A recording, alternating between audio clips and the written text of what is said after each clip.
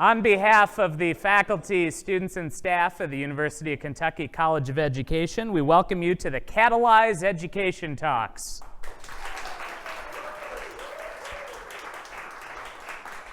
I'm Joe Waddington. I'm an associate professor in the Department of Educational Policy Studies and Evaluation. I'm delighted to be your host for this afternoon. This is our fifth installment of these talks, and we're excited to have everybody back here in person after a 2-year hiatus due to the COVID-19 pandemic. And on that note, we're delighted to present today's CATalyze talks, all centered on such an appropriate theme for the current times: resilience in life and education, recognizing barriers and solutions for success. This is a wonderful opportunity and a beautiful day for us to gather, learn from, and reflect on the research from a lineup of talented faculty speakers representing the College of Education. Our speakers today represent 6 of our 7 departments in the college who are going to give you more insight into their research. And most importantly, our speakers here today are going to discuss how their work is moving and shaping policymakers, practitioners, and citizens to work in concert towards breaking down barriers and developing solutions for the success of our students across the educational spectrum and our broader communities. Each talk today is going to be about 7 minutes in length, and we invite you during our brief intermission as well as at the end today to talk with our speakers, get to know a little bit more about their work. We'll also have a short question and answer session as we wrap up today. So let's dive right in. Let's get started with our first speaker, and the title of their talk, Challenging the Inequities and Myths to Empower Women in Academia. The goal of this work is to debunk the myth of work-life balance as well as to challenge gender equity in academia, calling for women to identify success both individually and uniquely. From the Department of Educational Policy Studies and Evaluation, please welcome Professor and Chair Dr. Kelly Bradley. Okay, well, I'm going to start with anchoring in a story. So I still recall toward the end of my graduate school career when my husband and I found out that I was pregnant with our first child. And I had lots of emotions and lots of thoughts, but the one memory that still anchors with me is the fear of telling my committee that I was pregnant. I believe that many would see my pregnancy as a roadblock to my professional aspirations, and I waited, honestly, until I couldn't wait anymore. And when I told them, what I heard was, congratulations or condolences, whatever is in order. That was basically the first glance into the road that I was getting ready to face in academia. So this work that I'm presenting is a culmination of about 5 years of research that myself and my colleague, Dr. Carolyn Oldham, have been doing. And those of you that know me know I'm a quantitative methodologist, but this is not quantitative methodology.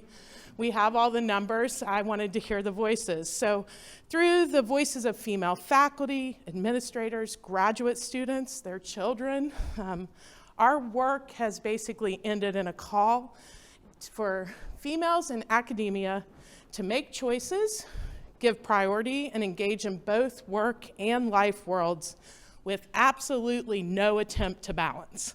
That's really important, no attempt to balance, while employing their own concepts and measures of success. So, while women in academia, and I think this is important and we acknowledge it, clearly forge and are shaped by their own experiences on different paths, it's evident through all the research and experiences that in contrast to their male counterparts, a concurrence of inequitable challenges exist. So, let me highlight a few of those. This is through literature and our findings. So, pay tied to performance and productivity. A big one. Women tend to do more work to get equal pay.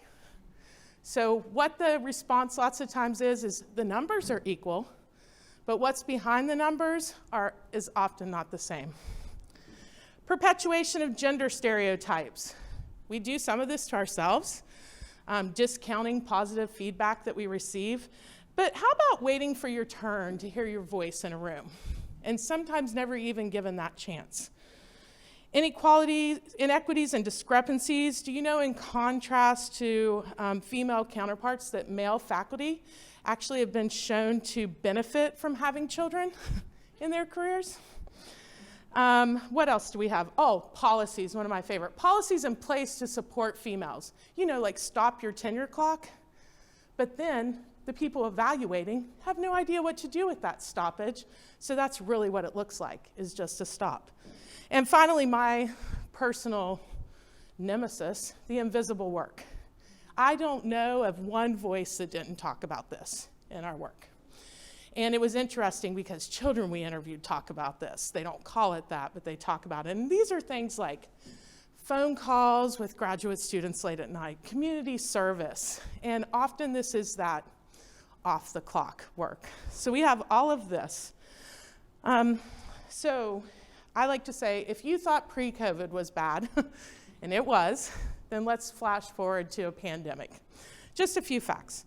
9.8 million working mothers in the US were suffering from burnout at the onset of the pandemic.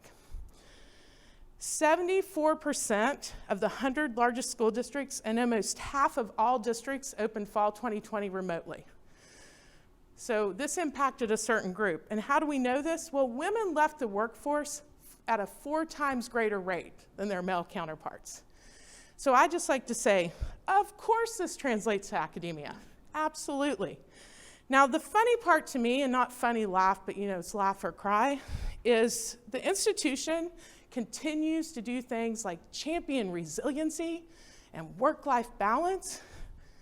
And let's think about that. Well, one of my favorite kind of counters to that is Therese 2020, quote, "Resilience sidesteps the core question we should be asking, especially now.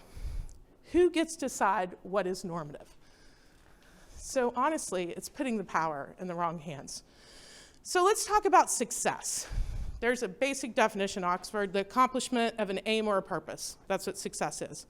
Well, the women we spoke with cited the form of salary or stipend, productivity and promotion, accountability as the ways in which we operationalize success in academia. One faculty member said, "In order to succeed, policy must be in place that helps and not hurts faculty. The organization is the issue." I cannot tell you how many times I've heard organization is the issue. That's problematic if you're part of that organization. Another professor and college leader commented that others conceptualize their success founded upon an either-or framework of being a parent or a professor. Meaning, things like, "I'm always taken back that people are so surprised that I have multiple children." People say and ask things like, some of you have heard this, we've talked about it, "Who raises your kids?" It's great, one of my favorites. It's great that your husband allows you to pursue your professional goals. So, what do we do about this? Well, success can be operationalized and conceptualized in many ways, right? Those of you that know me say, let's figure out a solution. Let's not just kind of take this. So, it's necessary to take control of our success and upend the normative framework. Universities have their own definitions and standards, and I think women in academia clearly need to operationalize their own success. Don't give others that power. Don't give other people, don't give the system that power. So what's the solution? Well, the solution may be as simple as women and allies and others, as I like to say, not accepting the system. I like to argue that a revolution can start with reflection and recognition, so let's ask questions. That's what we're creating. What questions should we be asking? Because we hear this from our deans and stuff all the time. What do we ask? How do we mentor? Well, here's just some basic questions to kind of put us at that point. Do you have the support to meet or exceed the professional standards of your institution?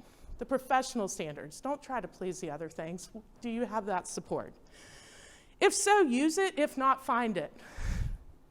And figure out who those people are.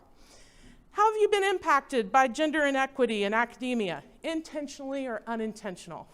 Because it doesn't really matter if it sets you back. So I say label it and act to not let it happen again. What needs to be addressed at your institution regarding gender equity, make a list. Don't forget it. Write it down. Because when it happens to you, it's easy to walk away. but don't do that. And what activities and people support your career? Give value to these. Keep those people in your life. So let me just close. Despite the change over time, and I recognize this, in women's receipt of PhDs, academia's gender profile, academia continues to perpetuate gender norms of productivity, the mythical notion of work-life balance, complicating the conceptualization and operationalization of the female academic success. The COVID era has amplified this. It hasn't made it any better. Change needs to happen. I think we all agree on that. The critical question we must ask ourselves, in my opinion, is how to be okay with not being balanced, how to be okay with not being resilient. Because honestly, emotional, physical, and social wellness is the goal while meeting the standards and achieving success, whatever you choose that success to be.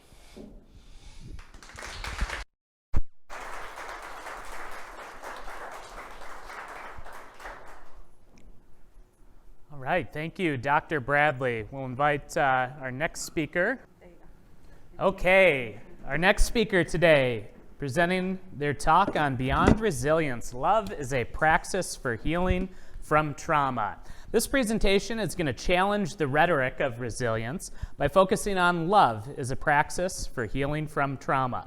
From the Department of Curriculum and Instruction, please welcome Assistant Professor Dr. Sharim Hannegan-Martinez.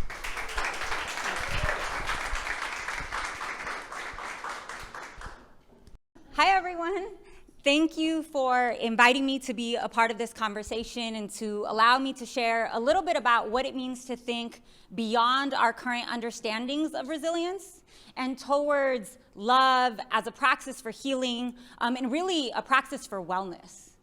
And I want to start this conversation, I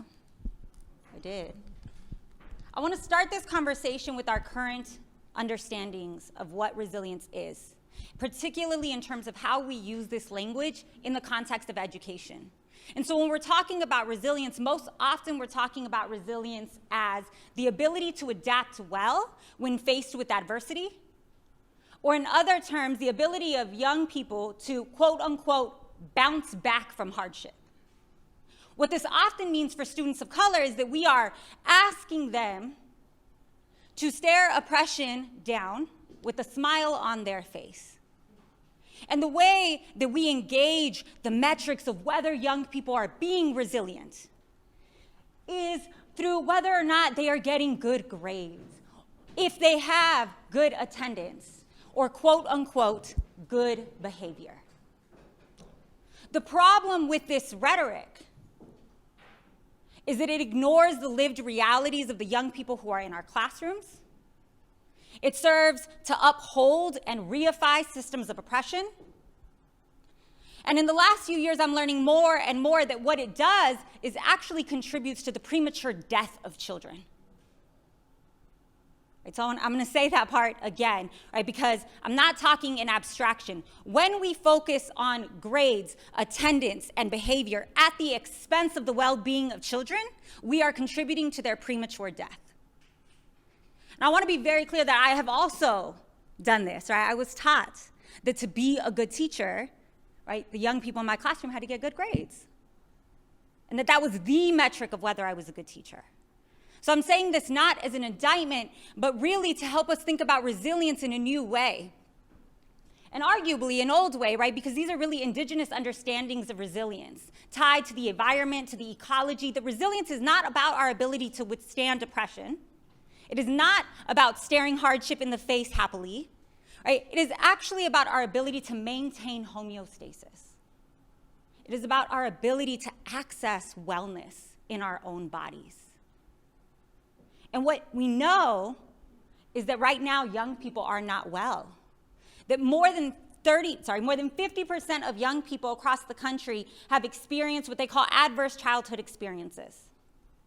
That 35% of them have experienced more than one.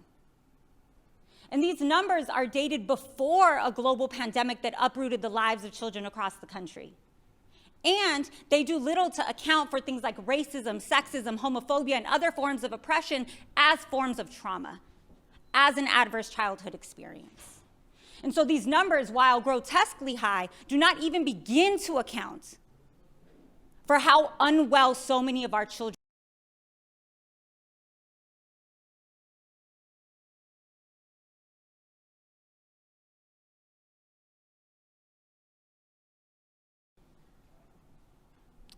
That was the computer, not me. I said Mercury's in retrograde. Is that when we experience trauma and oppression and we are unable to metabolize it, when we don't have the resources to return to homeostasis, when we tell children to ignore it and focus on their grades instead, that becomes embedded in our body. It gets stuck in our body. And that starts to show up emotionally, cognitively, behaviorally, physically, through things like hopelessness, a refusal to go to school, hyperarousal, which often gets confused with ADD and ADHD inside of schools.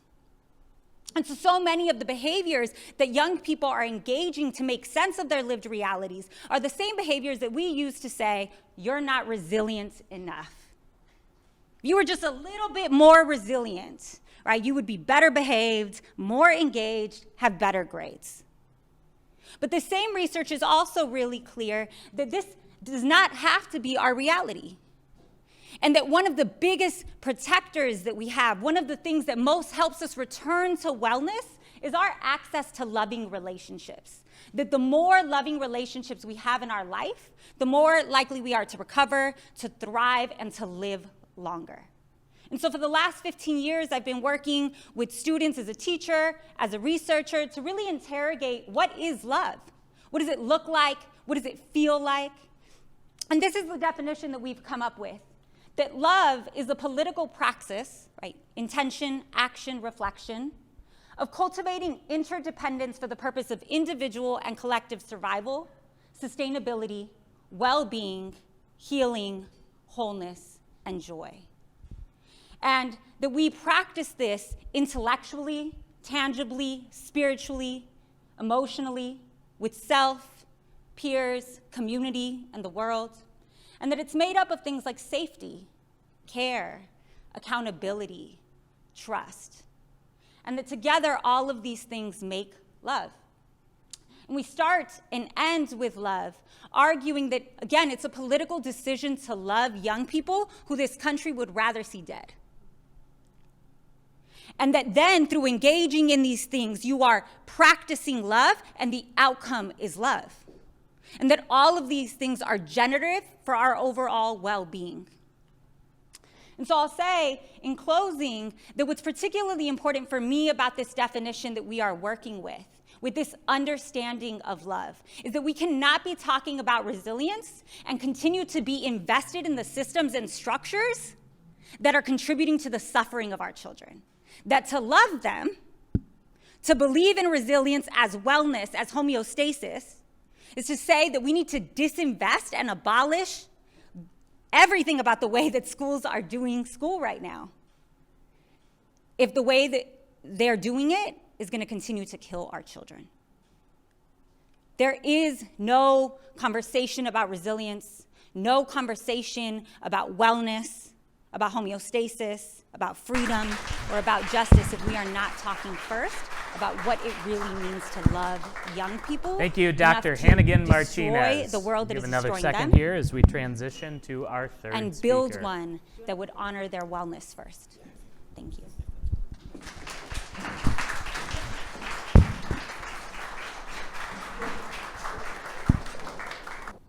Okay, our third speaker today, presenting their talk titled Overtraining or Under Recovery. When our body reaches the physical point of exhaustion, is it because we worked too hard, or is it because we didn't recover enough?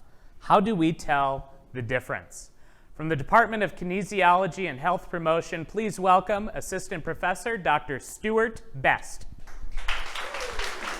Thank you. I got a microphone and a clicker. I am good to go. I could be up here all night. No, thank you everyone for coming out to this awesome event. So I started off with a question, overtraining or under recovery. I'm not actually going to answer that question tonight. So you know what? If you're looking for the answer, bad luck. All right? I actually just want to ask the question so that you can figure out what the answer is for yourself. All right? But hopefully along the course of my presentation, I'll give you a little bit of guidance along the way. So we're talking about resilience tonight, and the definition just came up. One of the ways that we can define resilience is the ability to bounce back from difficulty, from hardship. And to be honest, that's what all exercise and sports science is about. We deliberately put the body in a position of stress so that it bounces back. That's what exercise training does. In fact, if we have a look at exercise training, what we do, if we look at a single bout, what we do is we deliberately apply some physical stress to the body, but the body is resilient and it can adapt. And not only can it adapt, it's really good, it actually gets better than what it was before. And if we do that again,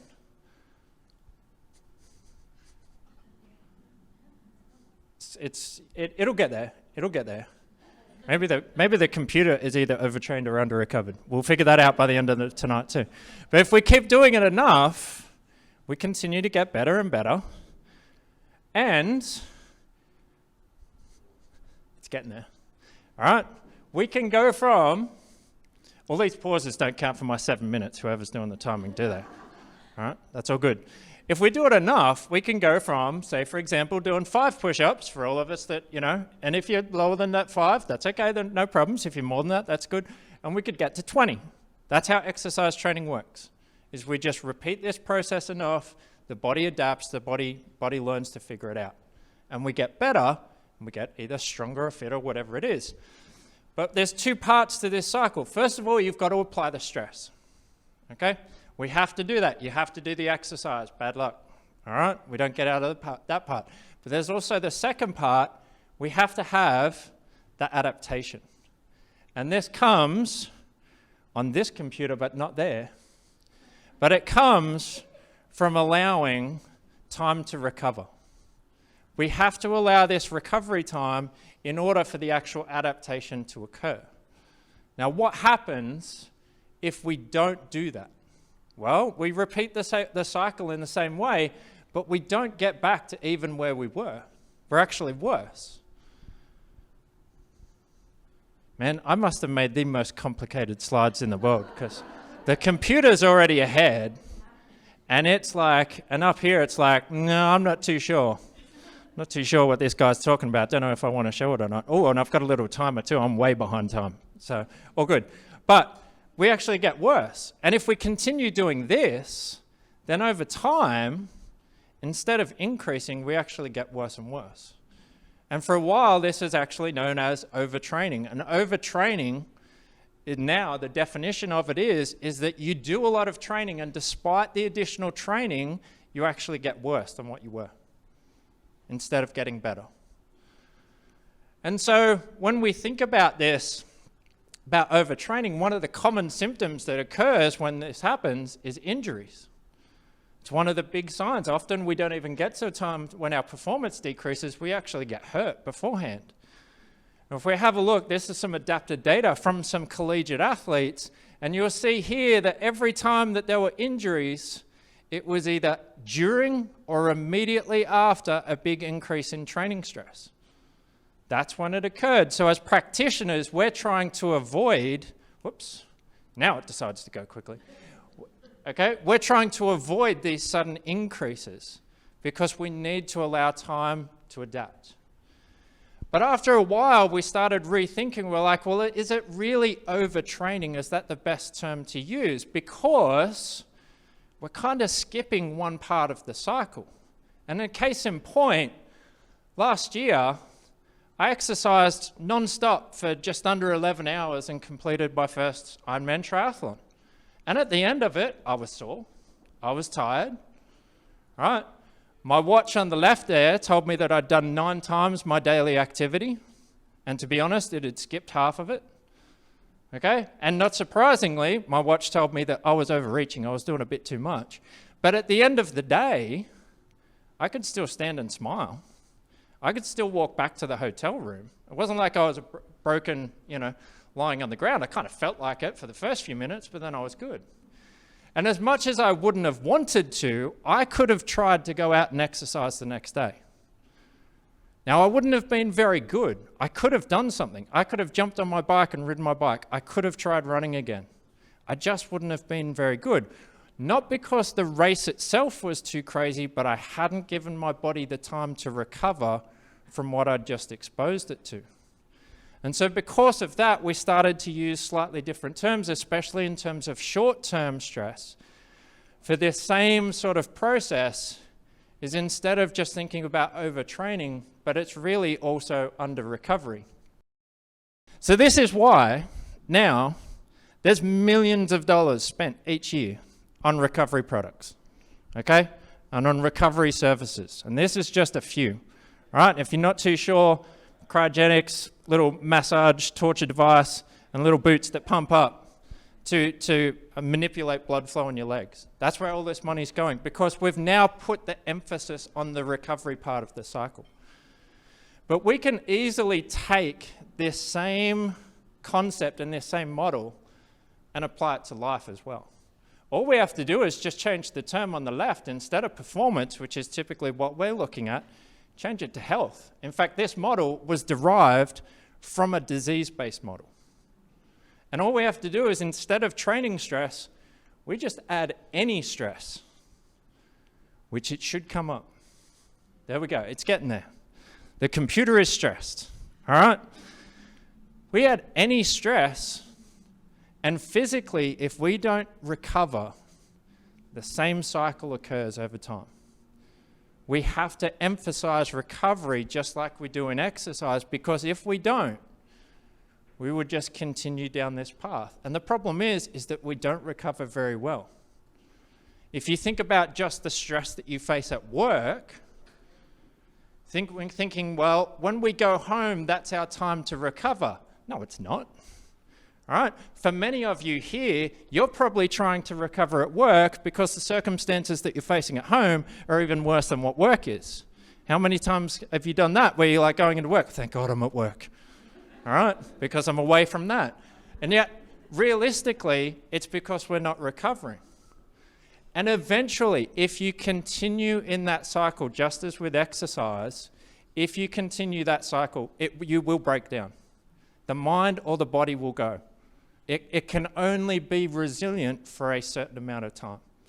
So I'm going to finish very quickly with 4 things of what you can do to improve your recovery. Now, I'm not saying that they're easy to do, but they are 4 things that you can do. First one is stick to the basics, okay?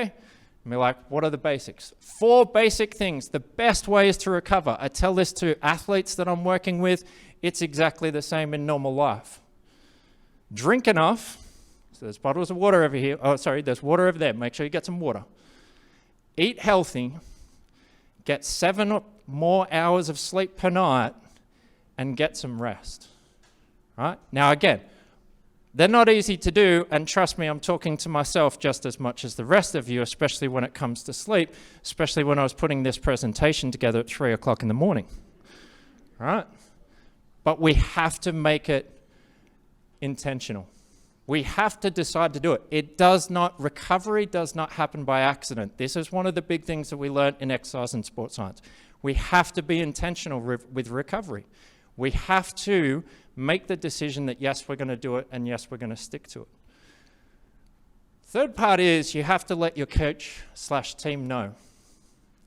If I'm coaching an athlete and they don't tell me that they're feeling fatigued or they're feeling tired, guess what? I don't change the training. And that's not going to be appropriate for them anymore. I'm relying on them telling me. It's the same thing in life. We're going to go through struggles in life. We have to have people around us that we can tell, we can talk to, and we have to be willing to tell them when we're actually struggling. And that is not easy at all. But it does help. But that only works if on the last one, someone's actually listening to the athletes as well. And I'll particularly mention in this, anybody in a management or a administrative role, listen to your workers. They are your athletes. Now, if athletes come to me and they're saying, Coach, I'm feeling fatigued, and I say, bad luck, keep going, I'm a really poor coach. Well, guess what? You're in the same role. If they're coming to you saying, I'm overworked, I'm tired, there's too much going on, guess what? they will eventually break down just the same way as my athletes will break down. I'll break their body, and I'll also break the trust that they have in me. So to finish off with, is it overtraining or under recovery? Actually, they're terms for the same process.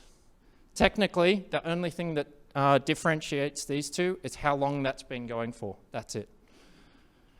But the real emphasis that I want to put on, definitely focus on the recovery. Okay? It's important in exercise, but it's just as important in life. All right? We need the recovery, because without recovery, it's really hard to be resilient. Thank you.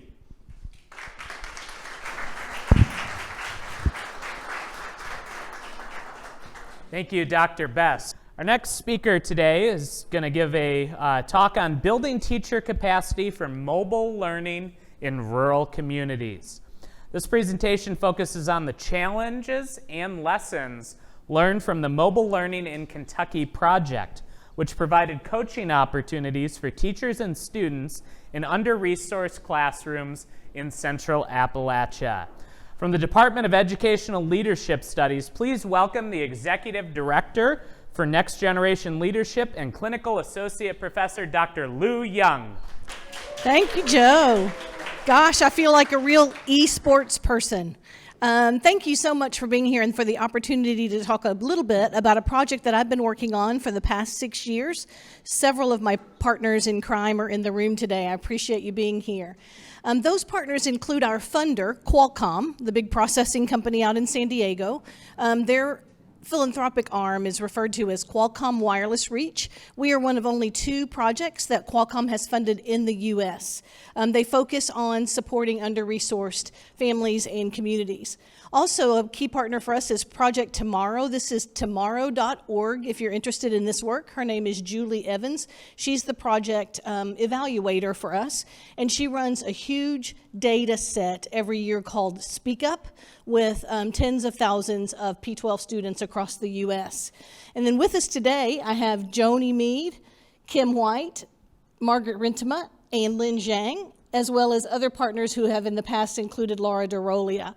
These are faculty folks who stepped up and said, yeah, we'll give this a try. And they alone are the definition of resilience when it comes to tech implementation at the university level. We also have partner school districts in Central Appalachia, including McCreary County, Somerset Independent Schools, Williamsburg, and Middlesboro. We're currently working in McCreary County in our first year with them. And then in part of this reciprocal leveled program, we include, we've had about 250 pre-service teachers at the university and literally hundreds of 3rd through 12th grade students across the Central Appalachian region who have benefited from the project over about 6 years. And so the goal of the project is a new kind of a preparation and training model around the implementation of handheld mobile devices. And so to do that, we have set a goal to ensure that our pre-service teachers leave us ready to implement whatever kind of device they find in their first classroom, whether that is a tablet or a Chromebook or another kind of laptop or even small phone-like devices. In spirit of the theme of the CATalyze talks this year, from barriers to solutions, the one that we want to hone in on in terms of equitable access and opportunity for under-resourced families in Appalachia, we're going to look at the issue of the digital divide. And so what does that mean in a post-COVID world when we all had to pivot on March 13th, 2020 in Kentucky to at-home learning? Our families probably did fine. Fortunately, our families in the project did really well. I talked to our project partners in Somerset at the time on the Wednesday before we were to release on that Friday, thinking maybe it was going to be a couple of weeks, if you remember. And they said, you know what, we're just sending all the tablets home. The kids use them, they know how to use them. I'll talk to you a little bit about how they access the internet, and they went home, and we heard from our partners in Somerset that it was a very easy transition as they compared their students' experience with those in other school districts. So why is this project important in a post-COVID world? What we saw was this enormous proliferation of mobile technologies across our Commonwealth as well as the United States. More money was spent on handheld devices for student use in that period of time than has ever been spent on school tech before. Kentucky's now actually has more devices in schools than we have children in schools.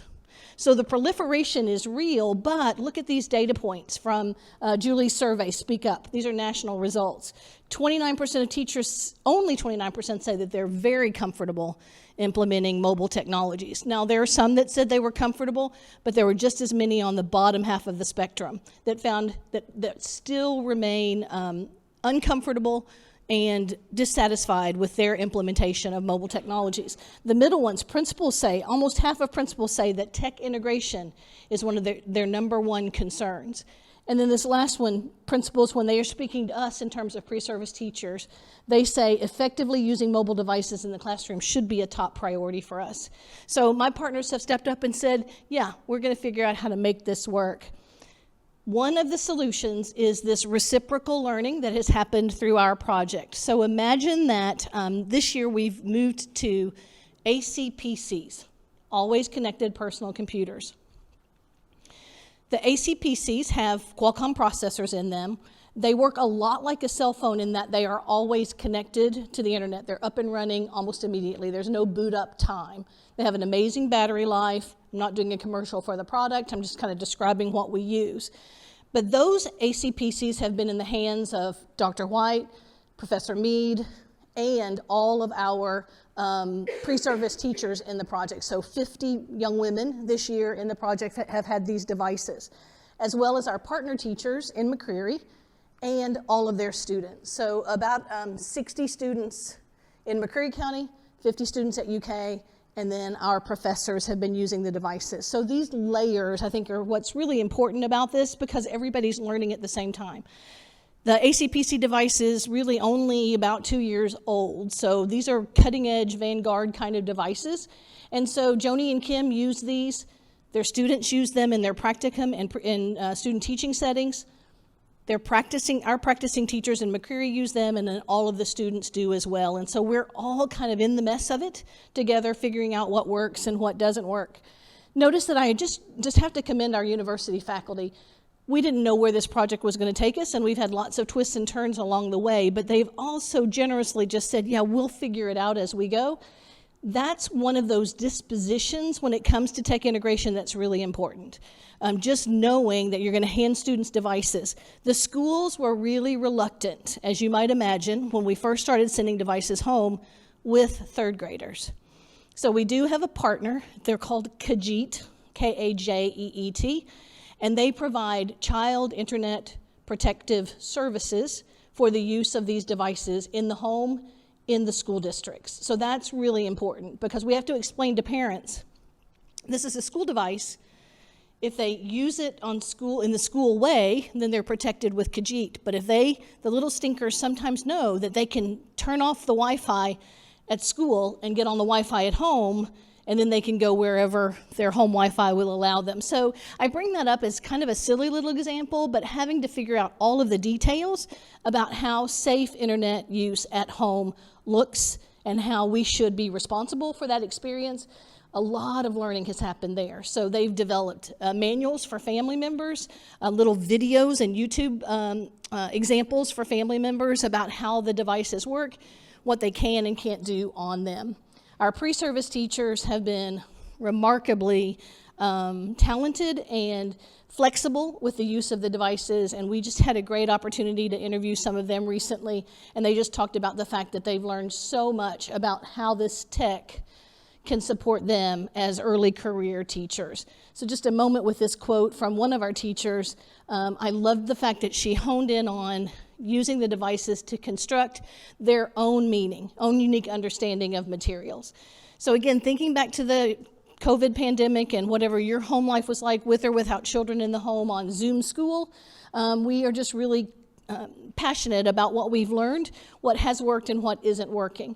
So yes, the devices are in the homes. Schools are beginning to learn to let go of the devices to send them home. including over the summer, I hope. But we still have a lot of other learning to do. The at-home learning gap, some people refer to it as a homework gap. Nationally, 17% of children live in homes where they lack adequate access to the internet for at-home learning. In Kentucky, in 2020, Common Sense Media did a review in Kentucky and found that 36% of Kentucky children lack adequate access to the internet in the home in order to do the at-home learning and homework that is required of them. So we still have a long way to go.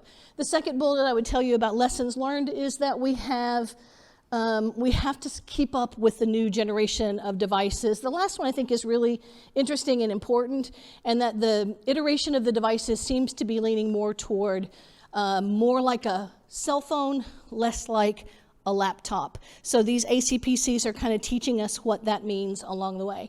Many thanks to those of you who are in the room who supported the project. If there's anything that if this sparks an idea with you about how we might support at-home learning using mobile technology, I would love to hear that. Thank you very much for your time.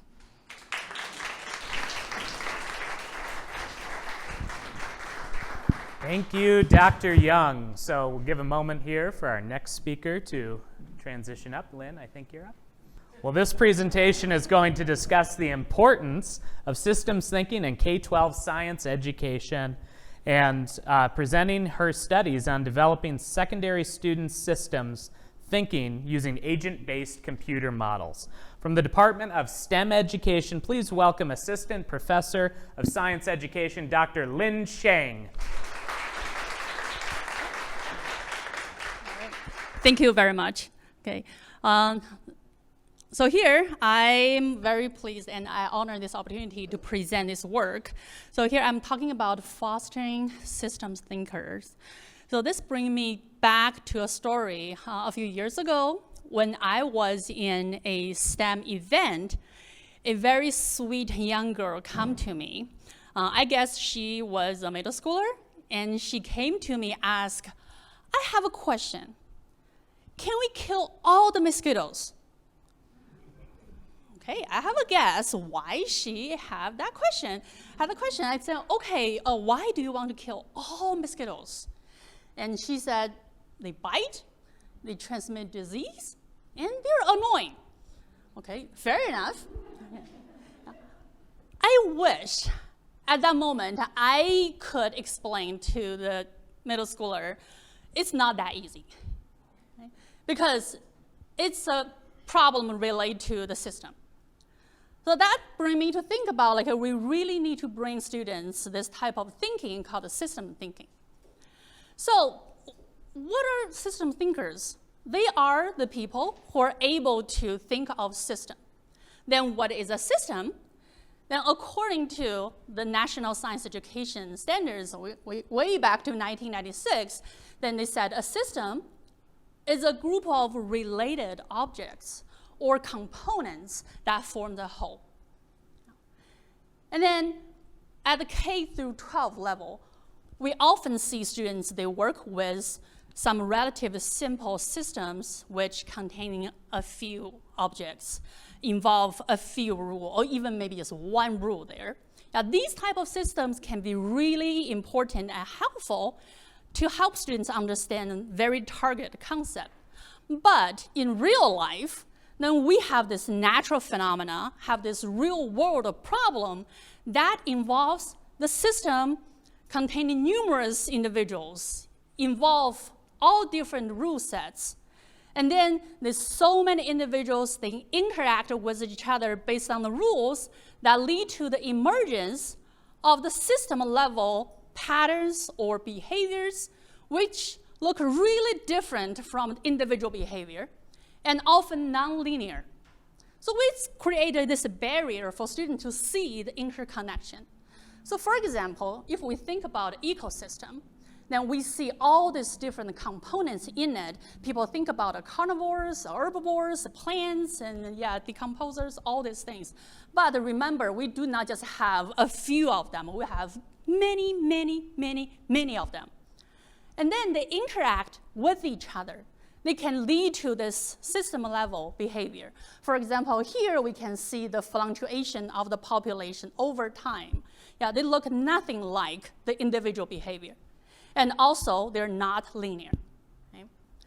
And why we need to know that, right? In addition to just whether we should kill all the mosquitoes, then we need to think about, if we don't think a system as a whole, we may unintentionally bring something into a new system and severely disrupt that ecosystem.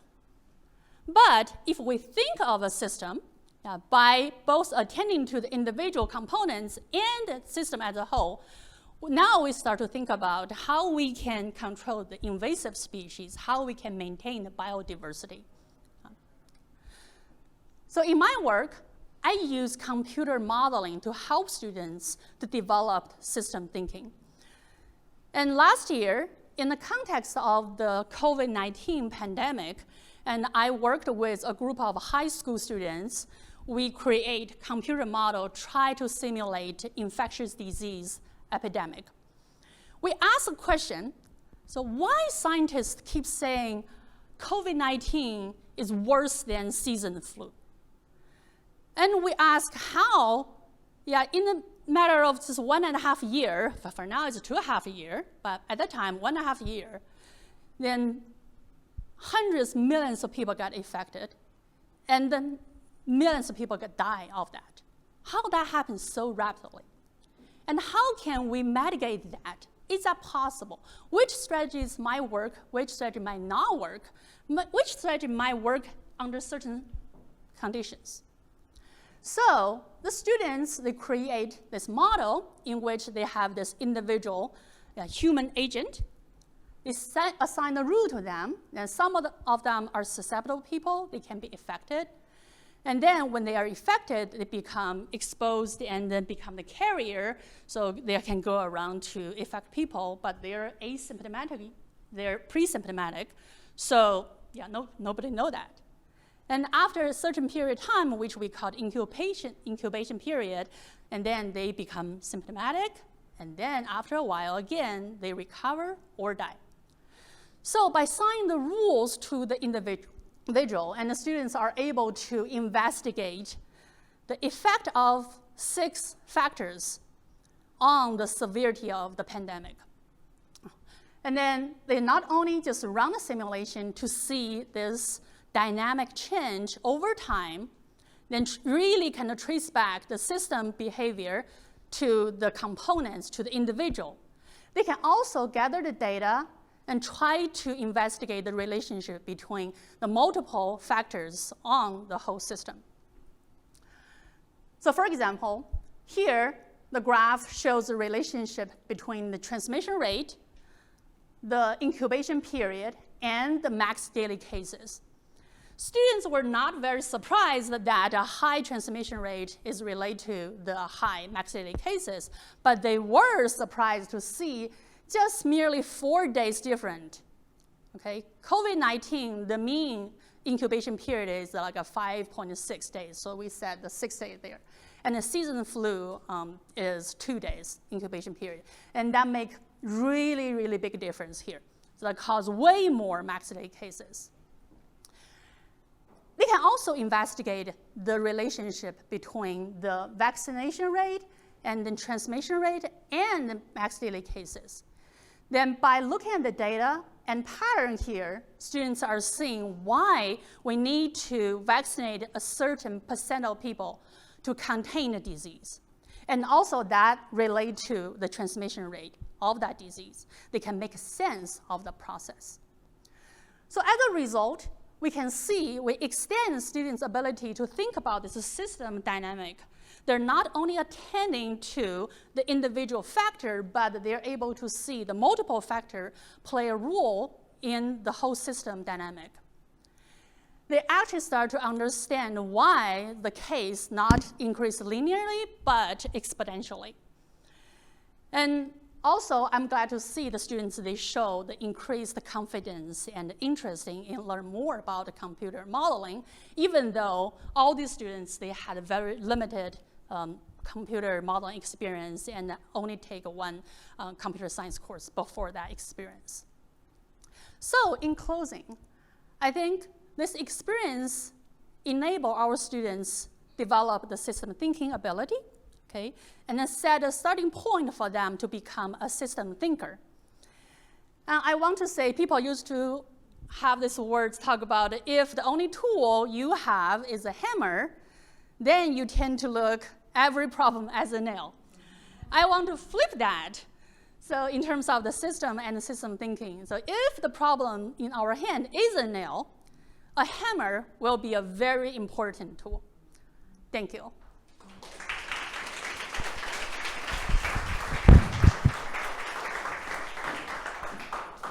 Thank you, Dr. Shang. Now we'll have our last presentation. Okay. Our final speaker today is going to present their talk, Technically Speaking, the Internet is for Everyone. As the trend of online learning advances, proactive design using the World Wide Web Consortium's Web Content Accessibility Guidelines help to ensure students with and without disabilities have equitable access to course content.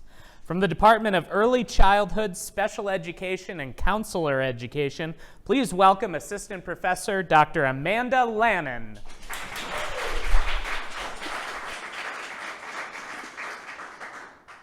Thank you. Are you able to hear me okay? Okay, great. So given we've talked a lot tonight about resilience, we've looked at technology, we've looked at love, we've looked at exercise, and all of those things really boil down to what we just talked about, which was the pandemic, and how that's really impacted our lives. People around the world are using the internet to access more and more of the dimensions of our lives. We are working from home, going to the doctor. We're even going to the gym from home.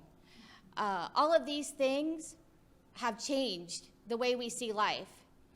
In particularly, one of the areas that affect us as educators is online learning, distance learning. And all of those components now are reflecting what is now our reality. My experience as a student growing up with a disability, as well as now an educator with a disability, I understand how critical access is for my students and for those who will come later. As a student growing up, my teachers never allowed access or my disability to be an excuse, and I don't let my students have one either. But the challenge is we need to think about how technology, if that's providing those equitable opportunities, and we are not holding them back. So today I want to talk a little bit about what screen readers, students with disabilities using accessible technology, and how that may or may not make something accessible. So I want to talk about some of those blunders, and I want you to think when you are now going onto the web, I want you to think for just a second. I'm going to tell you a quick little scenario, and then I want to apply that to the internet and to online learning. So you come in to a room that is dark. Now, in this room, there is a table, there are people sitting at the table, there's a window, there is a counter along the wall, and it's got lots of supplies on it. And you, though, can only look around with a flashlight.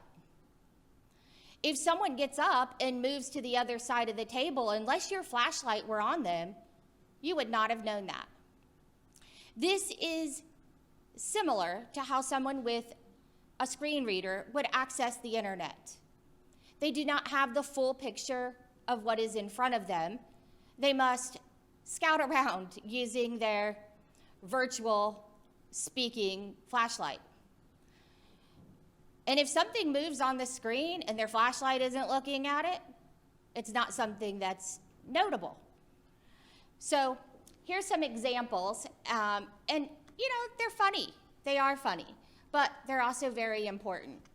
So let's start with using correct/incorrect alt text, or maybe not using alt text at all. On this first image, if there were no alt text at all, I would hear image. I've gone through so many websites where there's image, image, image. You know, but our computers have gotten really smart thanks to AI. One of the ways that we've really helped our students is we've come up with automatic captioning. So for this student, it could be really a dog waving. That's a problem, because this is not a dog waving. This is, if it were labeled correctly, the University of Kentucky's mascot pointing up a number 1. That's much better than a dog waving. So in thinking about this, another way, it would be labeling buttons. If they're not labeled, I bet you can guess, button, button, button, button. And I don't know about you, but if I filled out a form and I click on the wrong button and it was the clear form button, I'm not happy at all. But what we can do is we can label those buttons. I see a lot of people put pictures. Well, that's great for many users. That's very helpful. But what do you think a screen reader is still hearing? Button.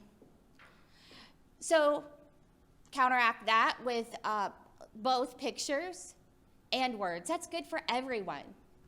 That makes that accessible. Another interesting blunder, and I want to stop for just a moment and talk about those two for just a moment. WebAIM, which is the accessible instructional material, they tested 1 million websites. And in those 1 million websites, 98% of those failed basic technology accessibility.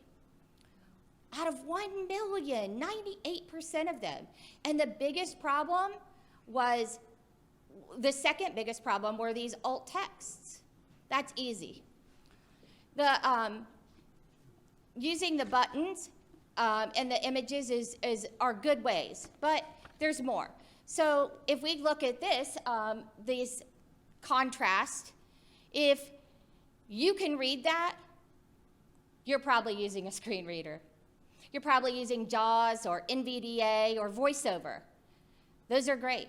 But if you use the Web Consortium accessibility guidelines, everybody can read it.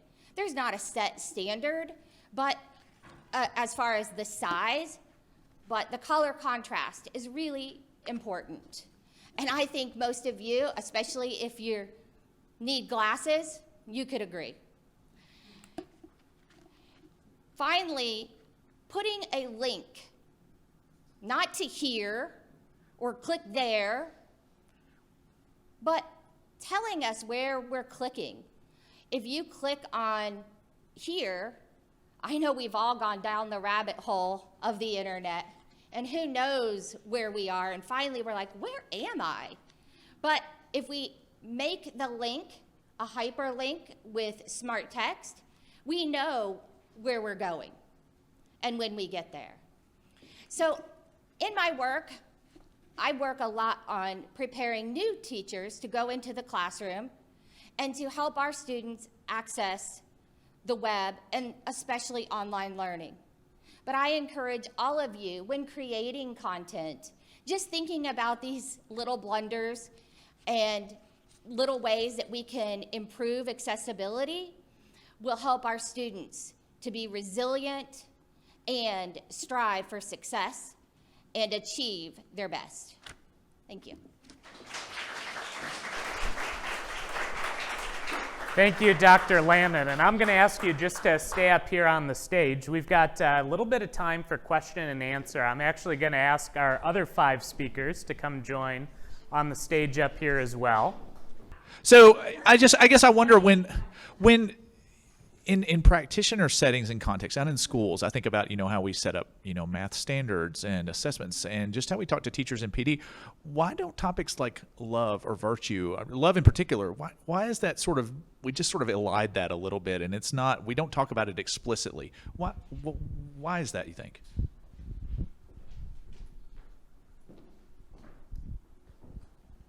So I think first it's because love is seen as emotive and we don't engage emotionality enough in school. So I think first and foremost, that's part of it. The second, I think, is that it's assumed. We assume that most teachers love their students and that they all know how to love students. And so there's not enough conversation about what does it mean to actually love young people, what does it look like in practice, and then in terms of measurement, how do young people know that they're loved? But I think until we have a conversation that sort of holds up the mirror that most of our children do not feel loved by their teachers. They do not feel loved in school. And I think until we hold up that mirror and folks are able to see that we're not actually doing what we say we are, that we're not going to be able to even start having those conversations. Okay. Next question. And when our speakers respond, if you could go to the podium for recording, please, that'd be great. My name is Ian. I'm a graduate from the APE program, so I'm also going to comment on the question, and also Dr. Hannegan-Martinez. So you talk about the math class. So I have a personal story to share. I don't know I have a right question to ask, but I just want to share this incident. This is related with love. And this is also, I happened to read an article from Dr. Mathias' class about what does it mean for a teacher to love your student. Doesn't mean that I love you, I love to give back to my community. So love means validating, especially student of color's background, their culture. So the personal story I want to share is my daughter. She is a middle schooler, and this happened in a math class. There's a math sub teacher, and then during the class, the teacher said to my daughter, "Hey, you Japanese girl. Hey, you white girl."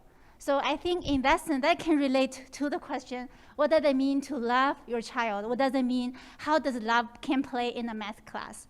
So I just want to share, and I think it's a very important topic to teach, the teachers especially, about how to love children and how the education can do to kind of improve the well-being of the student of color especially. Thank you.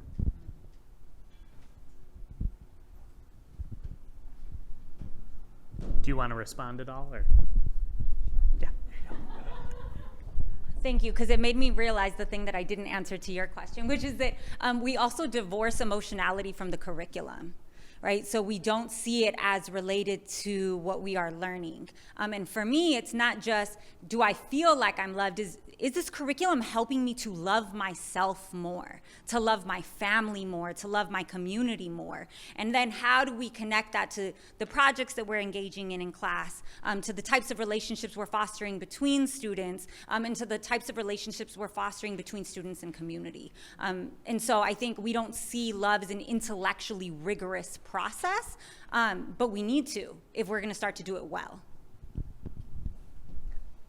Other questions from the audience?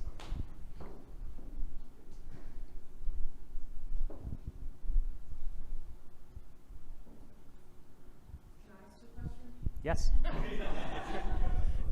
Kelly Bradley, EPE panelist, but also inquirer.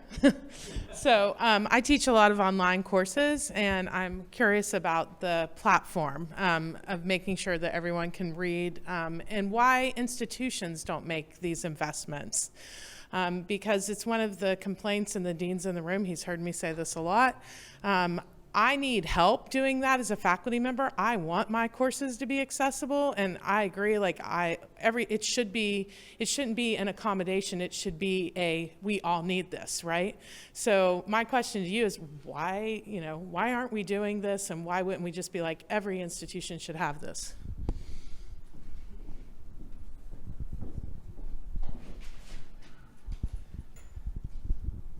Well, that's a great question, Dr. Bradley, and I'd really love it if we had a really good answer. And I think it's changing, right? The conversation about equitable opportunities, we're having more of those difficult conversations, and I think disability just hasn't, as far as accessibility, we've framed that for so long as a problem to fix with the person and not fix the barriers that are out there that are impacting the students and the teachers. And so I think it's really important to also remember that it's not just students. If I didn't have some sort of accessible opportunities, I wouldn't be here. And so I think about that all the time. And so as far as to your question, though, I think we're getting better. But I think I will say the University of Kentucky, since I've come, I have really connected with a lot of people, and I think they see the need to make more changes and to come up with ways to help faculty and support them, because, that's another one of those invisible things that we do.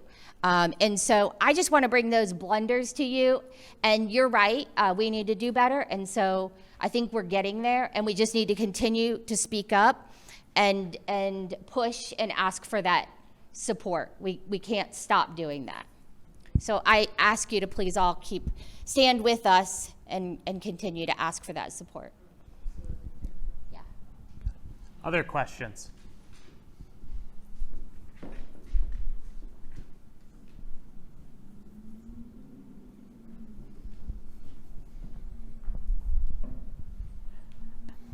Margaret Bausch, the Department of Early Childhood Special Education and Counselor Education, and Associate Dean for Research. And Amanda, I'm familiar with a lot of your work, and of course being in the area of assistive technology myself. And this is, I do want to echo a little bit about what you said. We have been, and I have been, from the time I was department chair, trying to work on closed captioning in our videos of our online programs. We in the EDSCE paid for that for years, paid for rather than having the university pay for it. We were had received some assistance. They hired someone in Universal Design for Learning. She left fairly quickly, but now I don't know if all of you know that Jennifer Pusateri is now over in the Center for Enhancement of Teaching and Learning, and she is someone who is in Universal Design for Learning. So please feel free to connect with her. So it's really not a question for you, Amanda, and I applaud your work, though.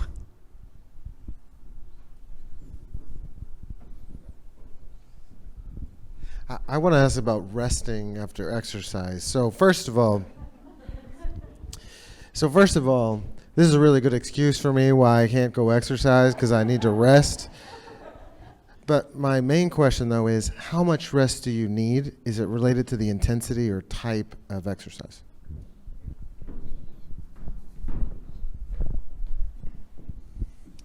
Thank you. Great question, Dean. Absolutely. I'd say myself right now, I'm in training to do another race. I exercise 7 days a week, so that's fine. You can do it, absolutely, no problems. The easier that the exercise is, the more quickly you can go back and do some more. And this is something actually that we've started learning a lot, is that, for example, and I'll use this as one example of it. Kenyan marathon runners, everyone agrees that they're, especially some of them, if they're not winning, they're right behind. Right? They're at the very elite level. They do about 80% of their work at a very, very easy level. And when I say easy, the term embarrassingly slow is used. It's known as a Kenyan shuffle. They go really slow. They do that, and that allows them to run, for example, twice a day. And then they'll sleep in the middle of the day sometimes, or rest and do stuff. Often, and I've made this mistake before, if you do too much high intensity work or longer work, or if you combine the both, then it really becomes a problem, the longer that you need. So that's one thing that, we've learnt a lot about exercise prescription, probably in the last, I'd say 15 to 20 years, because we have better technology to measure stuff about what we were doing, is to realize just how easy we have to take it so that we don't have to have as much rest. but we understand the times when we definitely have to, yeah. So, but yeah. And yeah, what it also means, and I'll just use this, because I did have the same point. I'm like, geez, I'm talking a lot about rest in this presentation, and I spend the rest of my time teaching and trying to convince students to exercise. I'm like, this goes against it. Is that if you don't have much time, and you know it'll be a while before you can exercise again, then you can exercise a little bit more intensely because you know you're going to have that break and you get the best out of the time that you've got available, just as long as you know, hey, look, let's not do that too many times in a row. But yeah, thank you for the question, though. Other questions?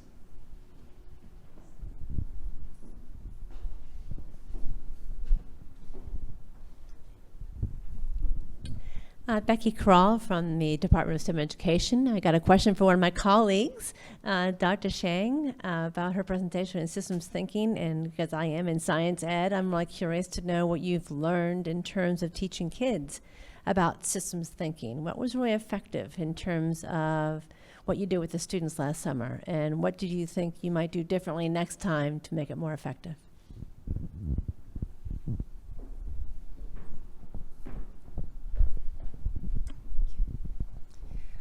I think I learned a lot from working with those students. First off, I think I learned they are able to do it.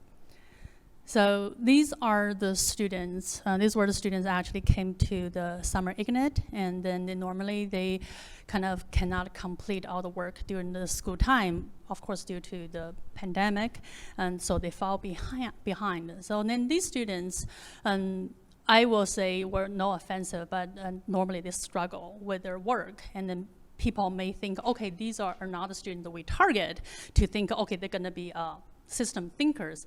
But no, they are able to do it.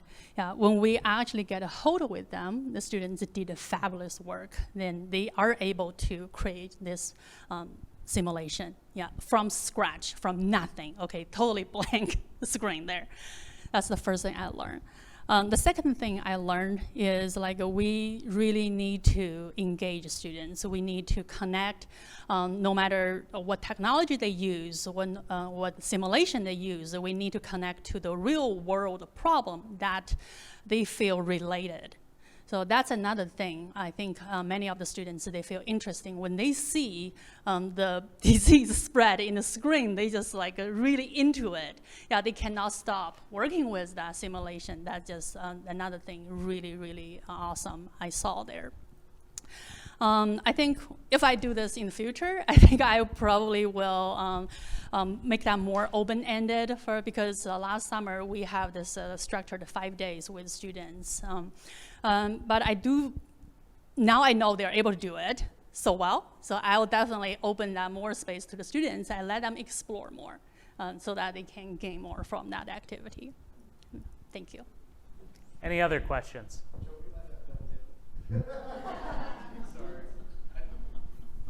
I just had a follow-up to that. Dr. Zhang, I really appreciated your presentation, and I'm hopelessly biased, but I'm a huge fan of the modeling work that you do.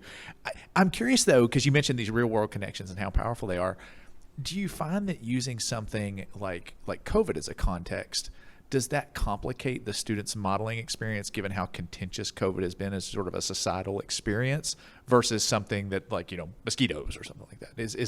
Does that change the experience or complicate your role as an educator in ways? Yeah, I'll stop there. Can you explain a little bit more, like what do you mean complicated? Well, I guess just in terms of the students' experience of that model, it might press, for some it might press against misconceptions or COVID is a contested space. People come with all sorts of baggage when we start talking about COVID, and I wonder if that modeling experience may push some buttons that were unanticipated from your seat as an instructor in that space, or maybe it just feels like you're running it same as other models. If there's anything different about COVID as a context. I will say at the beginning, I was a little worried because at the time when I worked with them, already 1.5 years, so people got really stressed. Yeah, they just want to stay away from that. Like, I don't want to talk about it. Okay, let me stay away from that. But what happens? Actually, students were pretty much get into it. So then the thing I learned, and also I hope the student also realize, like, well, the more you know about something, the more comfortable or confident you about that thing. So before students, they know, okay, why COVID-19 is more severe than the season flu. They probably just like, okay, I heard about that.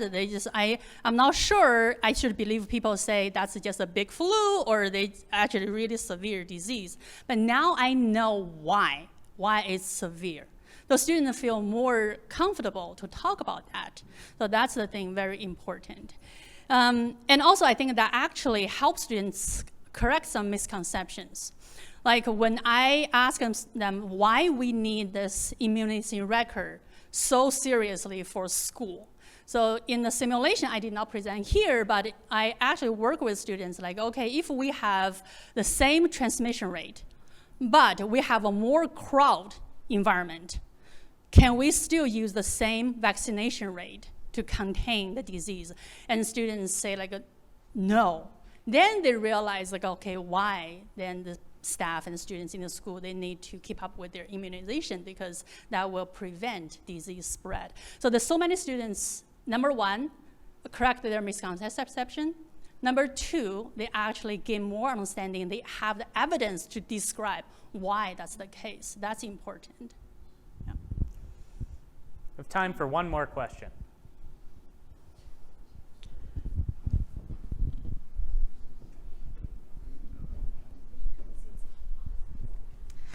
Zitzi Mirakur, Assistant Professor in EPE. Kelly, I have a question for you. So I was curious as to what your respondents who were women of color said about the tensions they faced in their work and how that was different maybe from other groups of people. And then I was curious about different kinds of caregiving. It's clear that being a parent is a stressor for the women you interviewed, but caregiving takes lots of other forms, and I was wondering if that came up as well. Both excellent questions and things that I wrestle with in my chair position for sure. Absolutely came up. And I will say, I'm going to speak to the second one first because it was quite direct. We saw people making very similar choices kind of in the bookends of caregiving, with being a parent and then having parents that they needed to take care of. And I think that there's a lot of policies in place about child, being pregnant, having leave, maternity leave. We don't always see the same things. It's actually something as our College of Ed that we've worked to kind of be inclusive about. You do not see those policies. I cannot tell you as I've presented this how many places said, will you share your rules with us? Will you, because we need that. I think that the other thing is, in lots of these conversations, a lot of times people felt, I think one of the most consistent things, and Kim, we were talking about this, is people would almost judge themselves as not being enough for making choices to care for people at either end of that. So that came up a lot, like I'm a failure because I'm not succeeding here or here, which is my whole idea of operationalizing success. Faculty of color, women of color, I will say that the grad student responses differed more than the faculty responses. And I think that is something that we very much need to pay attention to in graduate school. I think that faculty felt empowered in different ways with space and by finding their collegiality. Graduate students are coming into space and oftentimes not feeling welcomed and not knowing who their allies are or what those spaces are. And I think it's something that as a college, as I'm reading through these kind of responses and listening to the voice, I see more discrepancies in the graduate student females' responses than I do the faculty. And it's something that I need to explore with my colleagues that are in those situations, because obviously I can look at it from a researcher, but not in the experience, and I think that that's a really critical point. Okay. Well, we want to wrap up today by extending gratitude to a number of individuals. First, to the staff here at the UK Federal Credit Union Esports Theater, including Eric Jarvis and Juwan Shin for helping with our production today. Big thank you to our College of Education Communications and Marketing team, Amanda Nelson and Beth Goins. We thank Dean Julian Vasquez Heilig for his support of the program, as well as our associate deans, Margaret Bausch, Margaret Rintema, Margaret Moore-Schroeder, and also Kenneth Tyler. We thank our volunteers for the CATalyze event here, putting it on today. And special thank you to the College of Education Committee for Media and Information Systems, who are the ones who planned this event, took the submissions, put together our program here today. So thanks to Stuart Best, Alicia Fidawa, Sarah Hawkins-Lear, Kun Huang, Jungmin Lee, Becky Kroll, and Lou Young. Please join me in giving our CATalyze speakers a warm round of applause.